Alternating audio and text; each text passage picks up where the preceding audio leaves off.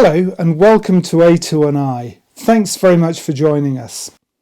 During a busy Dubai airshow, Bombardier's specialised aircraft division attracted some attention with CGI illustrations and models of an apparently new ISR configuration for the Global 6000 aircraft. I should thank our good friend Tony Osborne at Aviation Week and Space Technology for drawing our attention to this. Despite having a really heavy cold, he looked terrible, but trooper that he is, he struggled through at Dubai. So thanks very much, Tony. I hope you've made a full recovery now. Anyway, this was not a specific customer configuration, but rather a generic one that aimed to show some of the options for mounting ISR equipment and antennas on the Global 6000, as Steve Patrick, Vice President of Bombardier Specialised Aircraft, explained to us. So John, I guess we've been talking today about some of the things that we can do on the global platform from a special missions perspective. So maybe this model is a good illustration of some of the potential changes that we can make for special mission purposes. Perhaps the biggest and most obvious change is underneath the fuselage. We colloquially refer to this as the canoe. Essentially, it's a large volume that can accommodate a variety of sensors. You could imagine an electronically scanned radar, you could imagine an antenna package for comment or SIGINT purposes.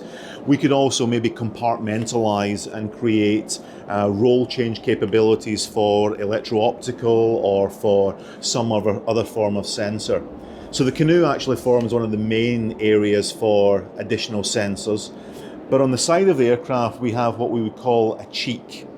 The cheek option really allows you to have a multi-int aircraft. So perhaps in the canoe, we would have the radar package, but in the cheek, we might bring in an ELINT package. And so the positioning is important because we avoid the wing blanking. We obviously have good coverage in azimuth and in elevation. And the positioning is also ahead of the wing, so we can aerodynamically shape it so that it has no impact on the handling qualities of the aircraft or any impact on the engines themselves. So obviously one of the important aspects of ISR is data sharing and dissemination. And so what we find is we can introduce on the upper fuselage of the aircraft high bandwidth SATCOMs beyond line of sight communications, specifically focused on the download of data rather than the upload.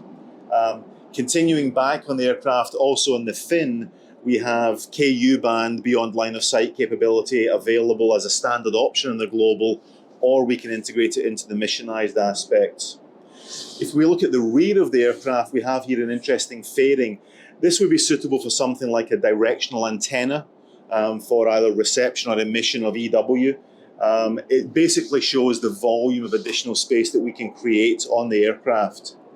With all of these changes, one of the things that we take great pains to do is to maintain the handling capabilities of the aircraft and not change the basic flying qualities. So you can see here just underneath the engines some directional strakes that help improve the directional stability of the aircraft. But most of the modifications that we introduce, we take great pains in the design activity to minimize the impact on the aircraft. And as a result, you have a very capable aircraft that flies the same as a global. That was Steve Patrick, Vice President of Bombardier Specialised Aircraft. Now, that brief filmed clip was part of a longer interview, which we will be bringing you in written form as well. Thanks very much for your time, Steve. As always, thank you very much for watching. We really appreciate your support. Please do subscribe to our YouTube channel and do follow A2&i on all the usual social media channels.